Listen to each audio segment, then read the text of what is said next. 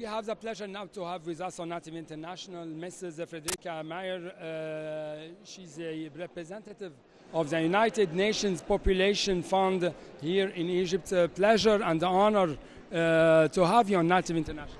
And thank you very much. The pleasure is really mine. Thanks a lot. And my first question about women here in Egypt and in this field of development issue. In the context of this global congress on population health and development. Yes. Well, first of all, thank you for inviting me for the interview. This conference is extremely important for women because women are the ones who are delivering babies, no? Yeah. But it's a decision of a couple to decide how many babies they want and when they want the babies. So this conference is about providing women with the right information about contraceptives, etc., and also for them to choose whether they want to have contraceptives. Yeah. So UNFPA, the United Nations Population Funds, work with the government of Egypt. What about the other remarks that you have made? What is also very important, if you talk again about women, we have to increase the women in the labor force. What about youth? Well, again, the youth is the biggest population group right now, so you have to make sure that young people have access to services, access to information. But what UNFPA with the government, with NCW does, is we work on adolescent girls. We have to make sure that girls are getting the information early on so that they know when they want to marry, when they want to have children, with whom they want to marry. Girls need to be educated well, that they can make choices in their lives, so that they can build a family, but they can also be part of the labor market. What about the collaboration, the cooperation between you and the Egyptian government? Well, yes, our most important partner is the Ministry of Health and Population. So what we do, for example, is providing mobile clinics so that people who are living far away from the health centers, that they are having access to family planning. We are also procuring contraceptives for the government of Egypt. Some contraceptives are very expensive contraceptives, so we procure contraceptives for the government. We train doctors so that they work very well with the women on providing them information, etc. So we have many programs with the Ministry of Health and Population, but also with the Ministry of Youth and Sports, because we have to integrate young people in the population issue. Yes. Mrs. Frederika, thanks a lot for this interview. Thank you so much, sir. Thank you.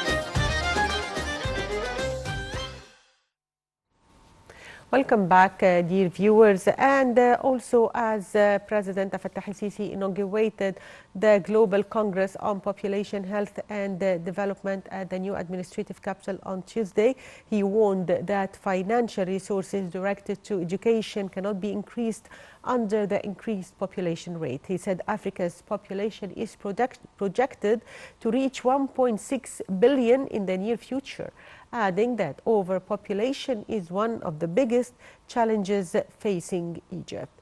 And on the sidelines of this conference, our correspondent held this interview with Mr. Nasser Isa Kawara, Chairman of National Population Commission, Nigeria.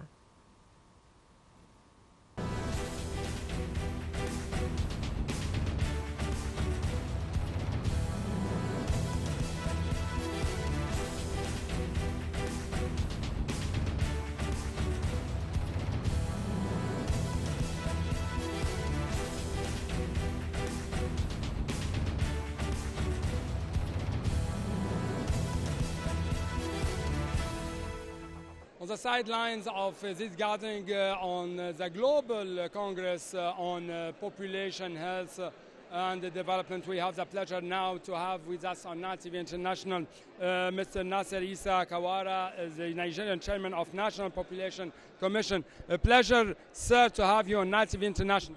Thank you. It's my pleasure to be here with you. Thanks a lot. You have made a great speech. You have exposed your experience and the experience of your country in the field of fighting overpopulation. Okay, yes, thank you very much. We made a presentation here. Yeah. The issue is Nigeria and Egypt are facing rising population. So strategies are being adopted to address the issue of the increasing population. It started with International Conference on Population and Development, which took place in Nairobi, Kenya, as well as here in Cairo. And Nigeria is addressing this issue by formulating a national population policy for sustainable development. Yeah. Yeah. So the whole strategy is to make sure we, strategize to reduce the growth of our population, essentially Yes. through population management, child spacing, and even family planning. When you do that, you have the population, the fertility rate will reduce, Yes. mortality rate of the women will reduce. If we do that, we have also the birth rate will reduce. Our problem back in Nigeria Yes. essentially derives from one man having sometimes more than one wife, two wives, three wives. So yes, in Islam you have the right to do that, but do it within the powers, with the capacity of your resources. Yes. And we encourage that you do child spacing, so I don't produce so many children all at the same time, affecting the health of the mother and the child. Yes. So we also encourage that girls are encouraged to go to school. So government invests in education, Yes. so that girls and the boys too also go to school. But more, we have girls staying in school for a longer period, Yes. until their body matures. Then they can get married and start childbearing. Okay. Another thing, how we can turn the population into a wealth for the country. The same strategy. Invest in education. When you train them, provide for their health. Provide education. Give them skills. Let them acquire skills, and let there be employment opportunity for them to be employed or to employ themselves, so they can employ others too. Then, by so doing, they are generating wealth for themselves and for the nation. So, in that way, the population becomes an advantage. It's not a cost. It's a blessing. About awareness, how do you see the role of media, the role of religious issue? Media is very important. They are partners in this journey. We can't do without media, because they popularize all the strategies that we put in place. And we have to engage religious leaders and traditional leaders, community leaders, so that this advocacy that we have, we take it down to their own level. They educate members of their communities, and they embrace this strategy the government is putting in place. By so doing, we will empower our people, enrich them, so that our economy can grow. Yes. My last question about how do you profit really from this gathering, because there were some exchange of expertise, of experiences. Yeah, it's a very good forum for us to exchange ideas. We have examples of countries that are experiencing population growth like us. We also have countries that are experiencing population decline, and they are looking to grow their own population. And thank God, Mr. President also suggested one way to do this is legal migration. Those countries that are facing population challenge, slow down. Let's adopt a policy where they can migrate to the countries that are experiencing population decline, so that they can build the economy of that country, build the population as well. So you are calling for more cooperation, more collaboration in the field of legal immigration. Legal migration, yes. I'm calling for support of the global community for legal migration, people moving from country of surplus to country of deficit, so that they can augment their own population and provide for economic growth and development. Mr. Nasser Isa Kawara, thanks a lot for this interview. Thank you. Thank you.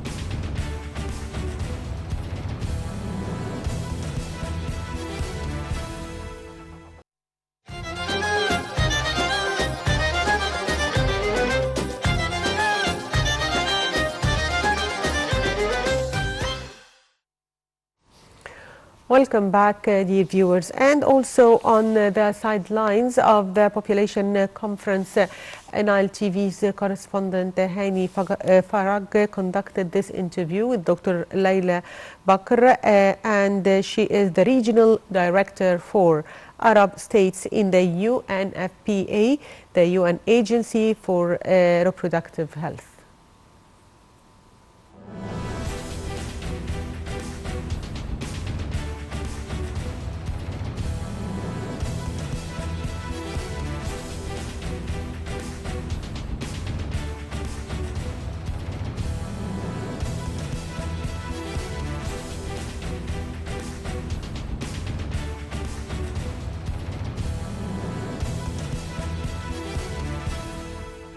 On the sidelines of this gathering of this global congress on population health and development, we have the pleasure now to have with us on Nile TV International Dr. Layla Bakr. Pleasure to have you on Nile TV International. Thank you very much for having me. Thanks a lot, and thanks a lot because you have made some great remarks about population and development.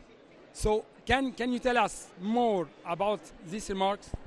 Yes, thank you so much for the question, and thank you for the Congress as well. We really appreciate all of the efforts that Egypt is making to shed some highlights and light on the demographics and on how population can be seen as an opportunity. Yes. Too often we look at the numbers only, and if we look at the numbers of birth rates and fertility without seeking to understand the individual, what the person behind that decision to start a family means, and how we can support them, particularly where a young girl is concerned. If you think about the average 10-year-old girl in Egypt who's really looking towards her future on how she can gain an education, make an informed choice about when to get married, how many children to have, and how she can be a productive member of society, this is where the national strategy on population and health, we hope will be able to bring all of that to fruition. Yes. As a responsible of UNFPA, so what about your collaboration with the countries here in the Middle East and especially in Egypt? Well, in this field, yes. I mean, we support in a number of ways. Of course, there's the financial assistance that comes from the fund, but in every case, we develop what we call a country program, and that is the analysis and alignment between what we do on sexual and reproductive health services, population and development from our side, and where the national priorities for any country, including Egypt, interface. So in Egypt, we are looking at Hayat Karime, we are looking at funding the national strategy, commodity security for family planning, and equally important to look at how we can ensure that the community-based approach is also an integral part of that. In the field or in the about this initiative of Hayat Karima, what was your observation of the implementing of this initiative? You know, I really welcome Hayat Karima because it looks at the lifespan of an individual from the time they're born until they die, and that UNFPA really appreciates that. Yeah. If you think about the issues, for example, around maternal death, a woman doesn't die in childbirth just because of that instant. It's really the accumulation and looking at that whole life cycle to say, how do you ensure that a baby is born healthy, that she also grows up and gets the education, has the information to make the choice about where she's going to go and who she's going to marry and how many children she has, and that the national systems that support her have the budget that accommodates that. And I think Haya Karima looks at all of that. Yes. About also the decent life, how do you see the demand of services and the quality of services that Haya Karima or Decent Life or other strategies adopted today by the Egyptian state in order to make the life of Egyptian people more easier? Well, again, I think that this last document that was just launched today is a testimony to the commitment that Egypt is making. We understand that there are a number of challenges and that balancing out the population growth with the demands for employment, the demands for social services are an important one. Yes. So we appreciate the effort. What we would like to see is that we would like to see the individuals tied to the opportunities. Yes. How do you get more women into the employment sector? Yes. How do you make for sure that there's equal opportunity for education and employment? That will automatically translate to gains on the population side. Yes. The importance of this dialogue between the countries, between the countries have a lot of population, another have or another's have a small population. So how did you see this exchange of expertise, exchange of experiences? You know, like I said in my initial remarks, we don't look at population size. If you look at fertility only through that lens, you miss an enormous amount of the spectrum. Even in populations of a large size or a small one, the important thing is to say, what are the demands that you have for services, the desires that individuals have, and your development plans, and how do you make sense of those? So for us, it's really much more about informed choice and balancing those out. Thanks a lot for this interview. Thanks a lot. Thank you very much. I wish you all the best. Thanks. Thank you.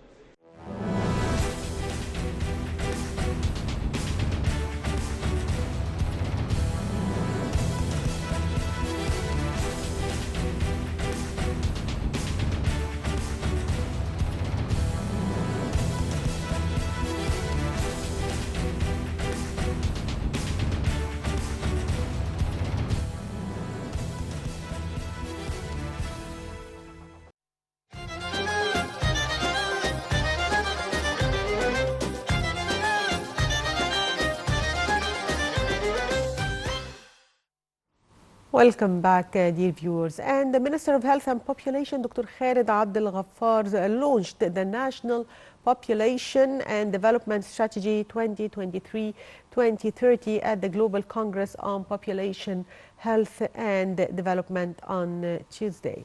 The Congress, which was inaugurated by President Abdel Fattah al-Sisi, aims to highlight the dynamic interrelation between population, health and sustainable developments. And on the sidelines of this conference, our correspondent Hani Farah conducted this interview with His Excellency Dr. Darija Kizici. She is the Minister of Family Welfare and Demography, Serbia.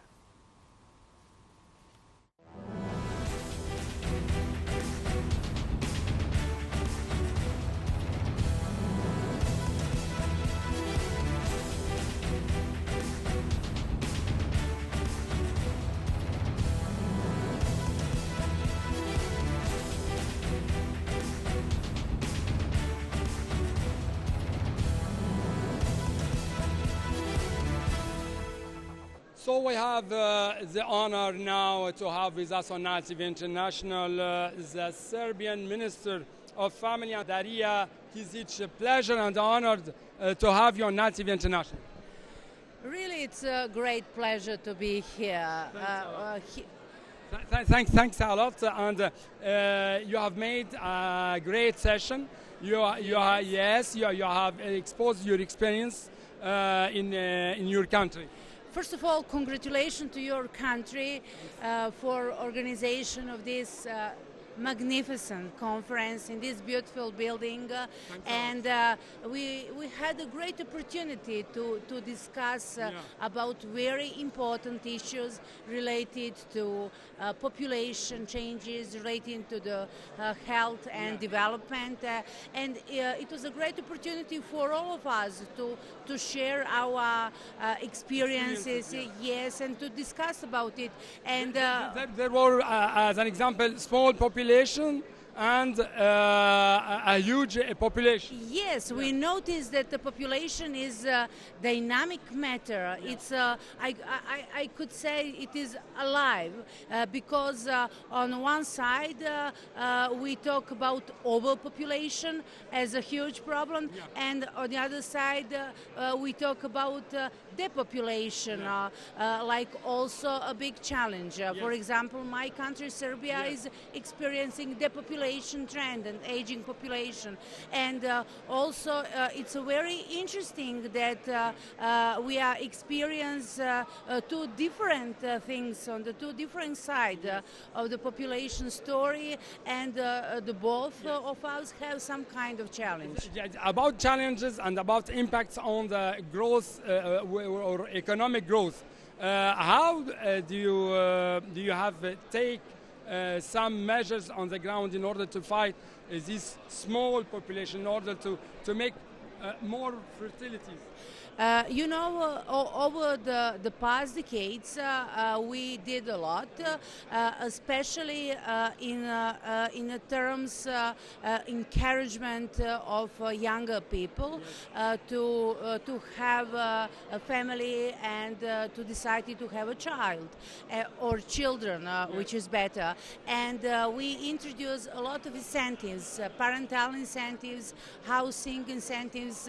For example, the family support for now is in our country is almost more than 10 times greater than it was 10 years before. And you have said that you were fighting for each birth in your country.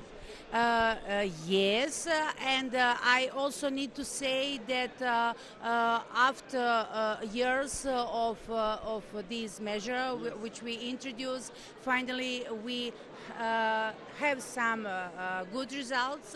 Namely, in this year we experience increasing trend in birth rate, and we are really hoping so that this trend will continue in the next period, because now the birth rate is 1.63, and it was 1.4 10 years before and 10 years ago. And we are really thinking that we are on the good way to increase the number of our. What about the comments that you have heard, the propositions that you have heard here about the measures maybe you may take in again and besides your own measures in your country? It is something which also we can do on employment market, and we can see that we have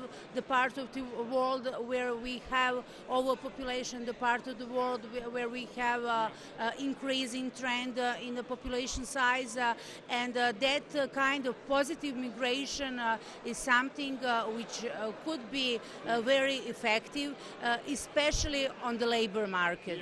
You know, and we are introducing something like that in our country already, and we have some kind of contract also with your country, because the Egyptians are well known as a very good worker, and we are very happy with that. Thanks a lot for this interview. Thank you very much.